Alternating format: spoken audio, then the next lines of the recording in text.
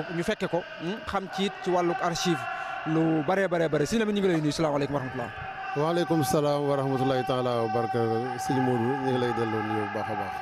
daa kay sëñ Lamine tey di bis boo xam ne bis bu rëy la bis boo xam ne ni ñuy wax rek l'histoire retiendra taarix dana ko bind muy jumaa ji nga xam ne si moom la ñu fas yéene ubbi tey te ñu taxawaloon ko wala ñu tàmbalewoon ko ci kilifa gu tedd ga ak xalaatam bu rëy ba muy Serigne Atou Diagne tey ci 1995 mën nañ ne booba fekk na la ci daara ji nga xam lu bëree bëri ci wàllu coordination bi ak ni nga xam ne si noonu la Serigne Atou jëlee woon daara yàgg na sëñ Mansour ñëw na ci sax ci sëñ Saliou Mbacké nga xam moom fi amee woon ak xasida gu am solo googu nga xam ne moom la indiwoon ba sëñ Atou aalu ca ne dana taxawal kon jumaa ji loolu yow ci jamono jooju noo ko dundee ak lan nga ñu ci mën a nettali loo xam ne si mënees na ko ci jàpp. waaw jërëjëf sëñ Modou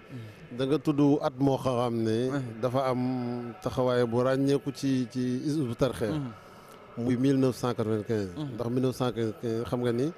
moo dëppoo ku téeméeri at bi nga xamante ni ci la Serigne Touba jóge woon fii dem ci géej gi. Hizbut Tarqiyyah itam marqué ko ci ay festivités yu am solo fàttaliku bis bi ànd ci wàllu animation bi ak màggal gu ràññeeku loolu nag dogal ñuy soog a am fii ci suñu pàkk bi ñetti at ndax xam nga daara ji 1992 la ñu installé fii ñu nekk tey pàkk yi Cheikh Abdoul Ahad Mbacké moo ñu ko joxoon 1992 ca Kazu Rajab ga Cheikh Saliou Mbacké moo ñu jàppal bis ñu tàmbali liggéey bi biñ fi defee ñaari at mu dikkal fi boppam 1994 dikkalaat fi boppam 1995 ci ñaareelu dikk googu nag ci la indaale makaati boobu nga xamante ni mbindum Serigne Touba la mu ne woon bu mu génn daara ji Sëñ Atou itam jël maanaam pasteefu xam ne lu mel noonu jumaa rek ci yàlla mu tabaxal ko at moomu itam ñu tàmbali mise en œuvre bi nga xamante ni sëñ Saliou Mbacké ñëw na fi ba njëkk a visité daara ji boobu daara ji mi ngi yam tey fii ci miiru soowu bi nga xamante ni mooy miiru soowu jàkka ji fa la daara ji amoon li dalee foofu jëm ci jàkka ji ba ca kanam lépp moo ñu ko ci dolli ngir gis liggéey bu am solo bi nga xamante ni def nañ ko fi ñu daal di tàmbali nag am lu ñuy wax coordination technique centrale nga xamante ni tey jii màgg na ba doon direction technique centrale lépp luy corps de métier bu ñu war a soxlawoo diggante maçon coffreur menuisier métallique électricien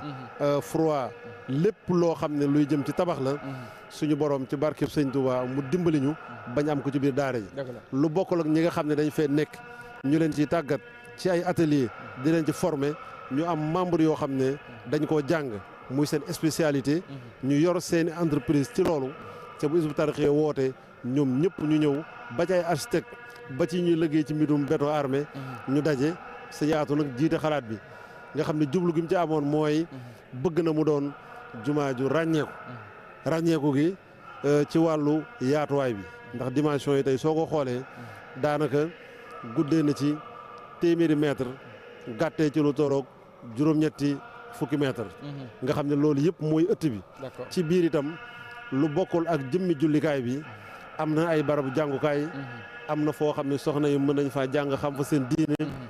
bari na ëtt yoo xamante ne tey bu xew-xew diine amoon lu mën a am ñu mën ko fa def ndax léeg nga gis sax xale yi di fi def guddi àjjuma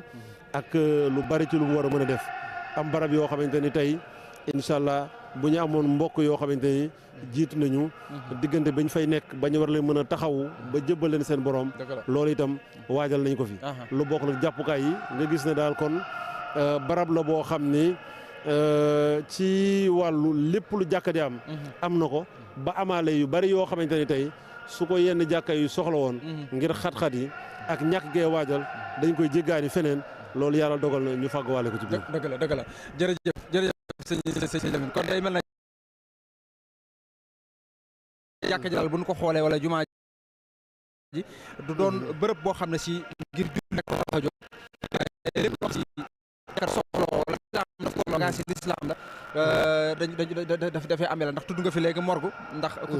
tudd dee tudd nga fi léegi bërëb boo xam ne si mënees na faa gëstoo ba ci suñu almoridé di gii tey te fi la ñuy jox bërëb boo xam ne si dafay mel ne bi ngeen di waajal boole woon ngeen ko ci wàccaay wi muy mel ne kon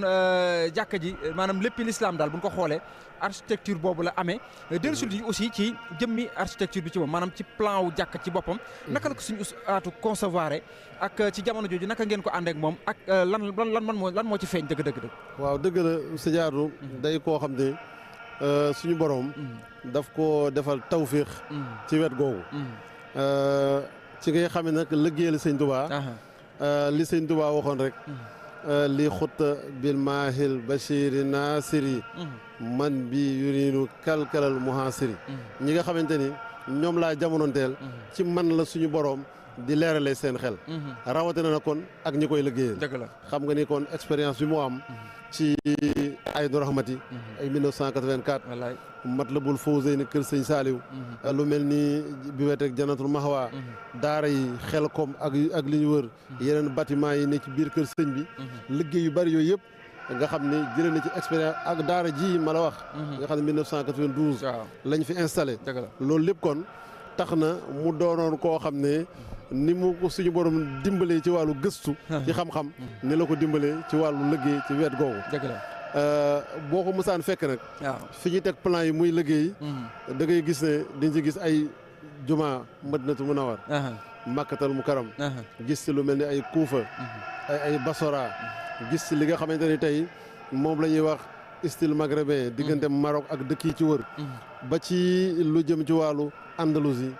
Grenada wet gi nga xamante ni tey ci Europe l'islam fa la tàmbalee woon ba def fa ay manoore yoo xamante ni ña fa ñëw ginnaaw gi sax lañ fa def rafet na rafetaay boo xam ne néeguñu ko dindi ngir jàpp ne bu ñu ko dindee mun ñaam loo ko gën a rafet loolee lépp mu dajale ko nag muy synthèse boo xamante ni tey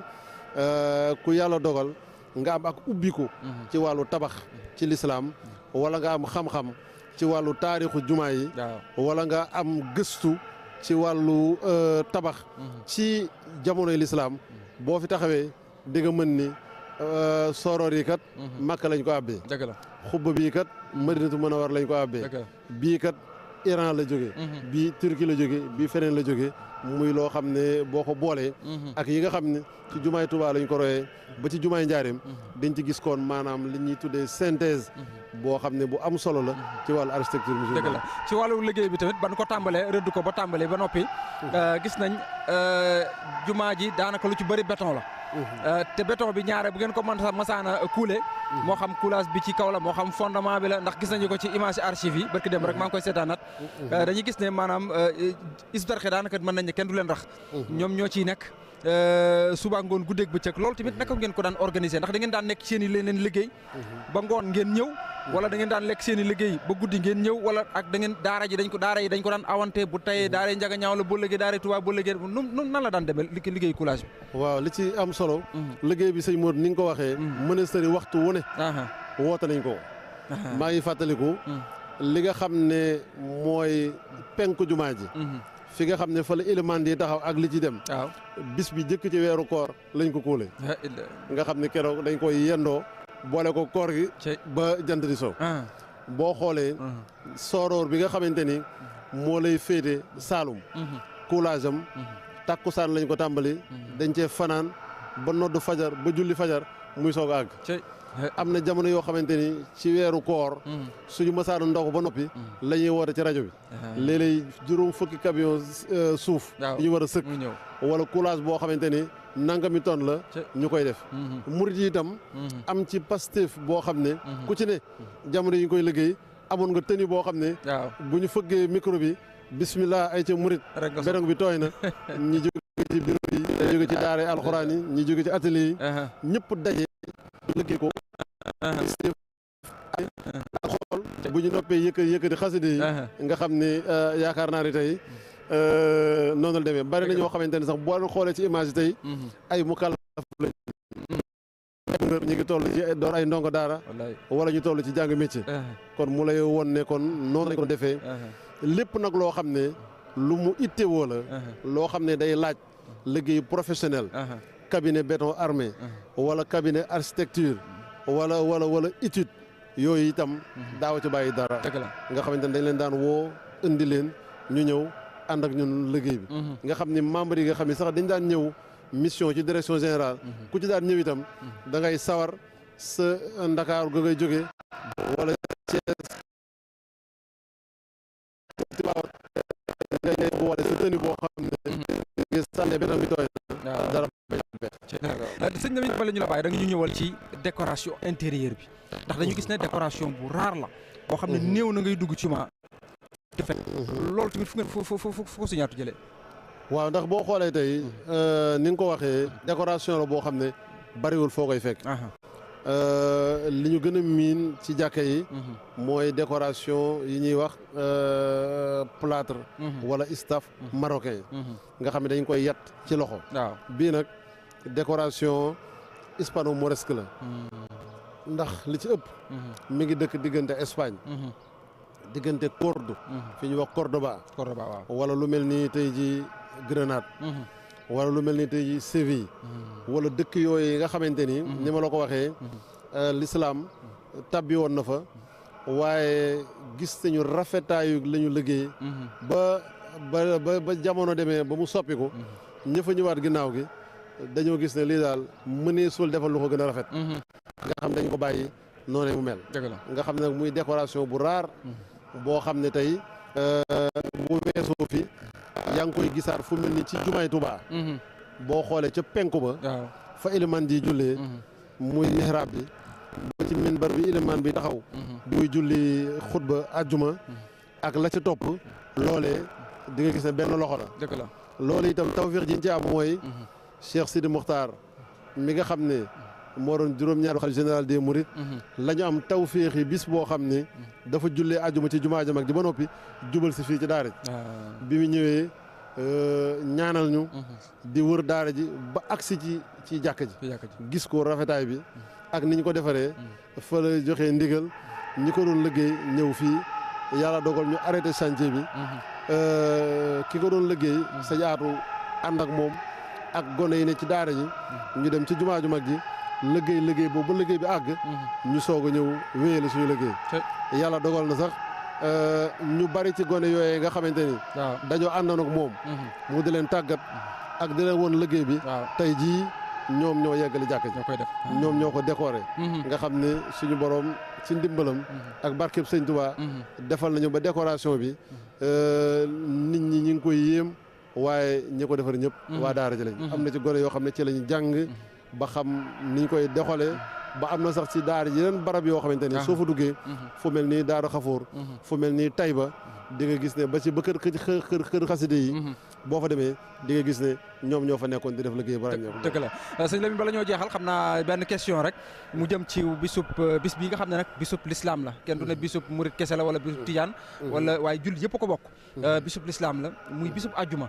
déjà ñaaral ba ñu di ci ubbi jumaa it di bërëb boo xam ne si bërëb suñu borom la tey lan nga ñu ci mën a fàttali rek ci taxawaayu jumaa ci boppam ndax tudd nga yi nga xam ne moo wër jumaa yëpp te ne ci te lépp dara manqué wul fii la taxawaayu jumaa ci boppam ci biir dundu ab jullit waaye li nga xam ne si mooy bisub àjjuma ak fonkel gi nga xam ne moom lañ ko war a fonk ak tawféex ji ci ne waaw dëgg la dayalu Sëñ Tuubaa fonk ku dem ci xasidaam yu bari di nga gis muy ñaan jumaa lu bari ci Tuubaa di ñaan jàkk ci Touba ba mujj sax mu ne suñu borom defal na ko këram yëpp ak néegam yëpp ay jàkka lañ wala ay juma ku ne gis na ci Matlabul Fawzayni wal tusbitan fiihi jamaatu tuqiim as-salawaatil xamsa daban yaa hakim kon mu ñaan mbooloo mu takku moo xamante ni dañuy wéy di saxal waxtu yu juróom ajjuma it Yonent bi saasam daan na wax ni jant fenkul ci bis bu ko gën a màgg ndax ci la suñu borom bind suñu maam aadama saa ci lay taxaw bis penc itam ci lay xew wax na ni itam képp koo xam ne ajjuma fonk nga ko di ko taxaw ni nga ko war a taxawee suñu borom mën na la cee defal kafaara say bàkkaar diggante ajjuma ji ak ajjuma ji ko jiitu nga gis ne kon tey ngant yi tax sax mu wàcc nit ki du lu yomb nga xam ne silmaxa sax bu amoon ko woomat du tax julli gi wàcc ko nit ki itam lu mu sori bu fekkee diggam ak jumaa ji matul nangami kilomètre day mel ni itam ngantal bañ cee julli du am moo tax kon Touba ni dëkk bi yokkoo ni askan wi yaatoo macha allah. boo ko jëloon ci suñu quartier bii nga xam ne biñ fiy ñëw da nga daan taxaw di seen Baxdaad. di taxaw di seen Gédé. taxaw di seen yoonu Belel. ñu dem ba lu tolloog 2 téeméeri pàkk yoo xam ne Cheikh Saliou Mbacké moo ñu ko joxoon. daara Hizbut Tarqiyyah moo ko séddale ba mu jeex. ci quartier bii nga xam ne tey quartier Hizbut Tarqiyyah lañ ko tuddee. kon li fi yeewoo ci mbooloo macha allah. ak ñi ñuy dendal. ak suñuy dëkkandoo. gis nañ ne barab bu mel nii dana leen amal njëriñ lool. ci wàllu ajjuma. ci waxtu juróom. ak li nga xamante ni yëpp moom la juma ak jàkka war a mën a jëriñ. dëgg la mu ngoog jërëjëf kon ñu ngi koy sant di ko jaajëfal bu baax a baax mu doonoon sëñ Mouhamadou Lamine Diouf moom it tey jotam bariwut lool moo tax dañu koy daal di libéré rek yeewi ko su ko defee nun daal di wéyal li nga xam ne si moom moo di liggéey bi. Sëñ Mansour xam naa donc on va parler un peu français par rapport n'est-ce pas à cette grande journée qui est un jour de vendredi mais qui est un jour de l'islam parce que on procède à l'inauguration de cette mosquée qui se trouve ici n'est-ce pas au complexe de Hizbut Tarqiyyah de Touba et donc c'est une grande fierté en tout cas pour toute la communauté musulmane et particulièrement ceux qui sont ici à Touba et particulièrement aussi à ceux qui habitent dans le quartier Hizbut Tarqiyyah. Alors qu'est-ce que vous pouvez nous résumer aujourd'hui par rapport, n'est-ce pas, à cette idée qui est venue à Seigne Atou Diagne, n'est-ce pas, de construire ou bien en tout cas de mettre sur pied ce temple de Dieu qui est cette mosquée qui se trouve au niveau du complexe Hizbut Tarqiyyah et dont vous étiez présent en 1995. Et très juste, Seigne Modou, en 1995, ça remonte à presque 30 ans, mais que de souvenirs entre-temps parce que la marche de l'édification de cette mosquée, nous l'avons vécu et avec tous les membres de Hizbut Tarqiyyah qui étaient là, parce qu'entre-temps, beaucoup d'eau a coulé sous les ponts. Il y en a une partie qui ont été rappelés à Dieu et c'est le lieu de prier pour eux, pour qu'Allah déverse plus de bénédictions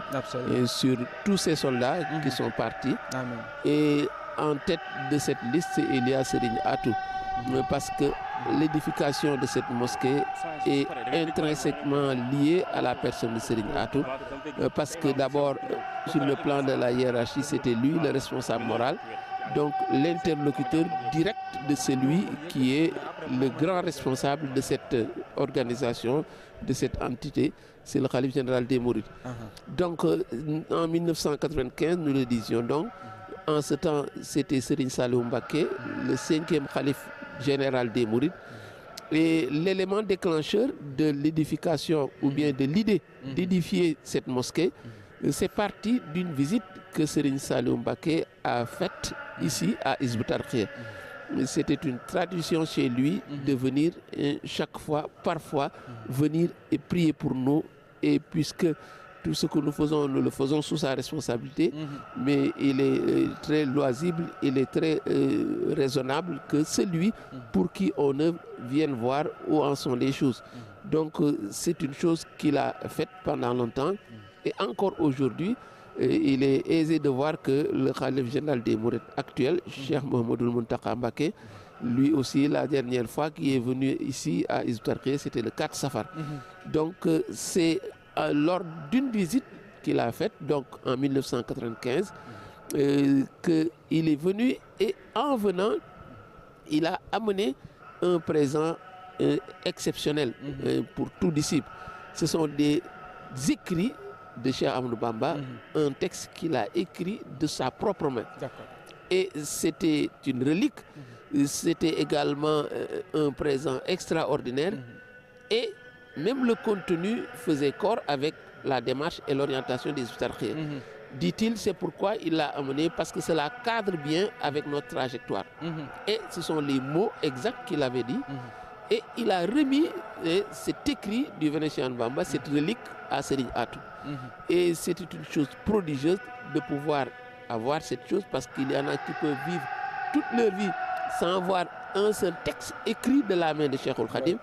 Mais lui, non seulement on l'a vu, mais il nous a offert cela pour qu'on puisse le garder. Et il a insisté pour que la chose, ou bien ce présent, reste ici au sein de la dame.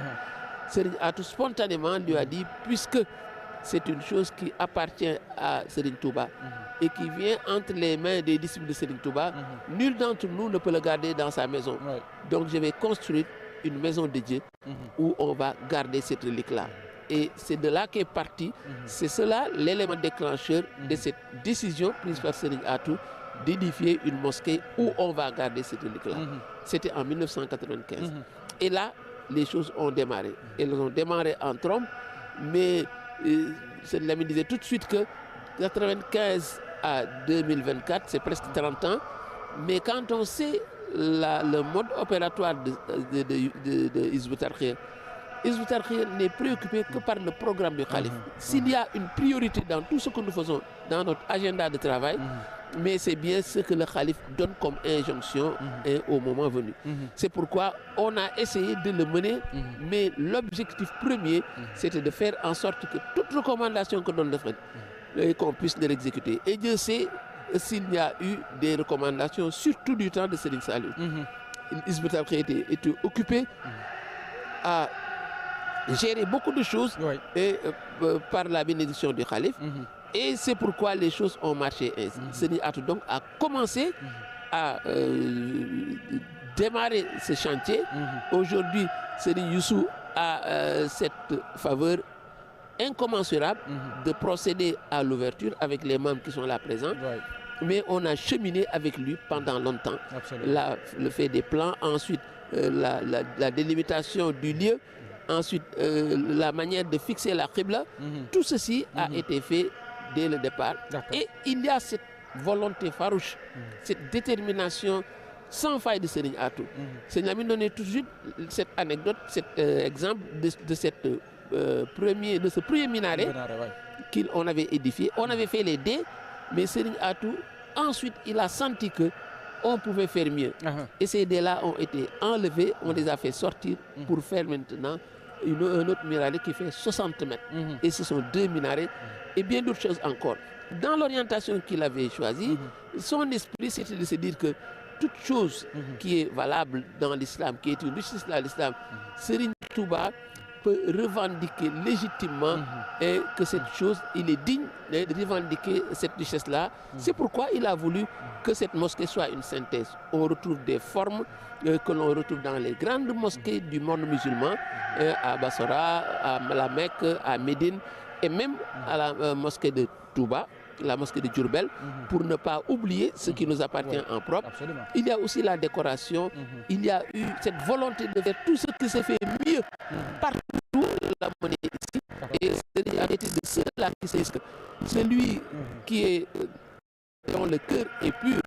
quelqu'un qui a appris le Coran, qui l'a récité, mais il y a en lui des dispositions suffisantes pour maîtriser tout autre travail. C'est pourquoi, disait-il, où se trouve ce savoir, on doit aller le puiser, l'amener et l'enseigner à nos sortants des daras. Ça veut dire donc que c'est dans cet esprit qu'il l'a fait. Et puis cette formation également,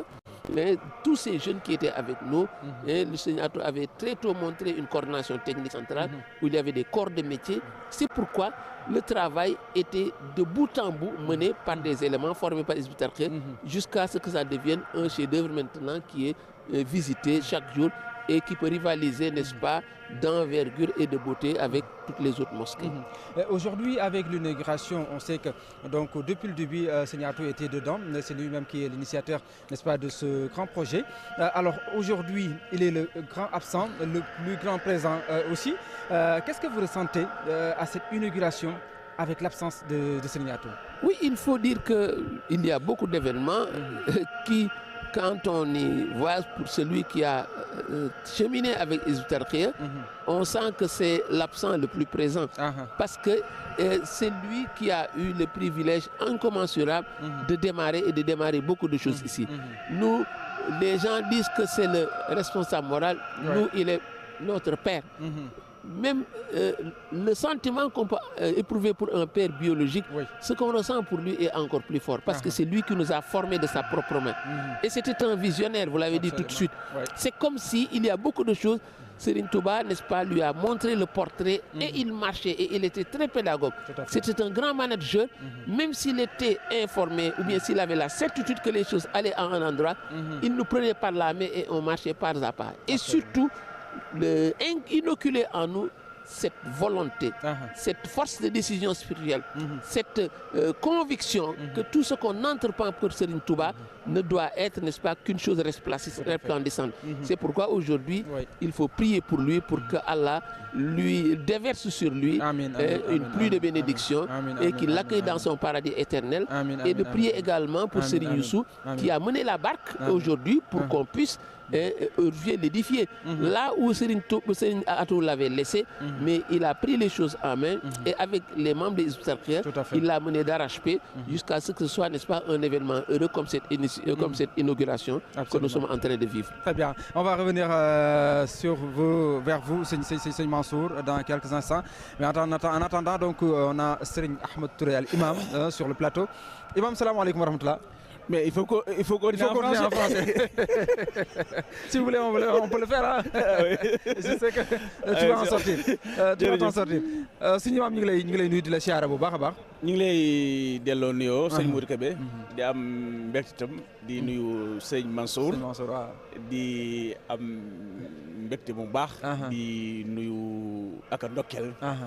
al xalifatul am li taifatul muridiyya. muy a Cheikh Mouhamadul Mountakha. buñ ko ndokkeelee ñaanal ko yàlla ndam ak fan wu gudd dugal ci nag tamit suñu kilifa Serigne Youssou waaw dugalaale ci mbooleem murid yëpp waaw ndax fi mu nekk tey nekkulu fi Hizbut Tarqiyyah wala déedéet waaye l'islam bépp la fi nekkal yoonu murid yëpp la fi nekkal kon ñu ngi koy ndokkeel tey ci bis bu tedd bi nga xam ne bis bu am solo la bis bu am fàttaliku la ci histoire waaw sëñ Modou waaw mu ngoog tey bis bii nga ñëw teewee ci xam naa ne sa jot bariwul ndax da ngay dem ndax da ngay jiite ji juma lan nga yëg tey ci bis bi nga xam ne bisub lislaam la tey yëg naa mbégte yëg naa ndamul lislaam yëg naa ndamal sëñ Touba tey Hizbut Tarqiyyah li ñuy def tey dafa cohérent ak seen démarche dëgg la lu ñuy def tey mooy ubbi juma ku koy ubbi ñu ne Hizbut Tarqiyyah Hizbut Tarqiyyah ku wax tarqiya wax tarbiya te tarbiya koo xam juma li mu représenté ci tarbiya wallaahi tey bu ñee ne Hizbut Tarqiyyah mooy ubbi juma ji toll nii ku ko xool ak liñ ci investir ak ni mu toll da ngay xam ne ñii toujours dañoo cohérent dëgg la toujours rek dañoo teg seen tànk fi nga xam ne foofa la ko Serigne Touba rëddoon dëgg la Cheikh Abdoulaye Mbacké ñëw ànd ak ñoom ci loola dëgg la Cheikh Saliou ñëw ànd ak ñoom ci loola ba tey jii ñu ànd ak Cheikh Mouhamadoul Mountakha muy koo xam ne kenn la ci seen biir loola tey bu fekkente ne am nañ tawféex yi ñëw fekkee ko teewee ko duñ mën lu dul bég dëgg la waaye sant yàlla dëgg la waaye itam dolli ko yaakaar dolli ko yaakaar bu baax a baax a baax a baax ki ne ndekete li am solo rek mooy ne ci dëgg la wallaahi wéet ca ne ca wéeti ligu ca ne ca dëgg rek am solo wallaahi kon loolu mooy yëg-yëg bi nga xamante am nañ ko tey dëgg la tudd bu ñu tuddee jumaa it sëñ Mouhamadou Lamine fii la toogoon léegi tudd na ci yu bëree bëri yoo xam ne si mu ngi fi déjà morgue mu ngi fi centre bu ñuy formé gone yi mi ngi fi fu jigéen ñi di formé ak fu ñuy jàng fu ñuy gëstoo mi ngi fi bibliothèque mi ngi fi kon day mel ne maanaam dëkkal nañ cosaanal jumaa ndax jumaa ñu bëri bu ñu ko waxee dañuy jàpp ne rek julli juróom rek daal di génn ñibbi wala julli àjjuma rek génn ñibbi waaye am na yeneen yu wëru jumaa ndekete yoo xam ne sëñ Atou ca gisiin wu sori wa xóot wa waajal na loolu yëpp tey dëgg la nag ñu may sax ñu rendre ko hommage moom Serigne Atou moom mi nga xam ne moo sumboon lii tey te ñaan yàlla suñu borom tabaraka wa taala ci làmmiñu yonent bi sallallahu alayhi wa sallam li mu digle ci ku ko tabaxal jumaa yàlla na ko fekk foofee ak képp ku def sab dërëm rek ak képp te amoon yéene amiin yaakaar naa ne Hizbut Tarqiyyah li wax nii léegi loolu day wane rek ne ñoom seen dégg diine déggu sëñ Touba dëgg la ndax jàkk dafa am rôle wax naa la sax ci njëlbeenu wax nee naa la mënoo wax Hizbut Tarqiyyah te sa xel demul ci tarbiya tarqiya amul am tarbiya amul mais tarbiya xoolal mooy éduquer nit ki ruuxiyan ak maddiyan lépp lay boole xoolal loolu jàkka rôle bi mu ci am alhamdulilah bi nga ma waxee ne kon ñoom bàyyi nañ xel ci rôle yooyu yëpp nga xam ne li fi nekk centre ay centre de formation ak tàggat nit waaye ci diine ba nga xam ne nit ki su fa jógee dina nekk ko xam lépp lu muy defati dana ca bàyyi yàlla xel yàlla te itam jàkk ji rôle bi muy suyee ci wax nga ci ay buntu yu bëree bari waaye da ngay gis ne sur le plan culturel rek nga xam ne tey ajjuma ji chaque jour nga fiy ñëw imaam bi di la rappelé dëgg la di la bàyyiloo xel lu bari ci ay problème yoo xam ne solution bi l'islam moo wax lii la dëgg la loolee nga xam ne yow boo ko dee nootee mooy boo baree ay tànk ci jumaa ji day mujj sax yow da ngay ubbeeku ci wàllu diine lu baree bari fi ne ku la ëpp lu muy dem ca jumaa ëpp la lu muy diglu xutba gën laa am ak ubbeeku ci diineem gën laa sawar ci diine kon wax dëgg yàlla wane nañ yoon kon jàkk itam yaakaar naa ni ñu baree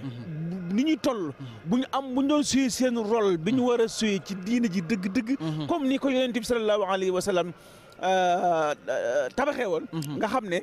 jàkk ji mooy lépp dëgg la mooy lépp jàkk ji mooy lépp ci gàttal rek mooy lépp jàkk mooy lépp loolu nag rôle boobu soo gisee jàkk am solo julli ajjuma di farata loolu lépp dañoo bëggoon jàkk tam gën a dellu di suyee rôle bi nga xam ne moom la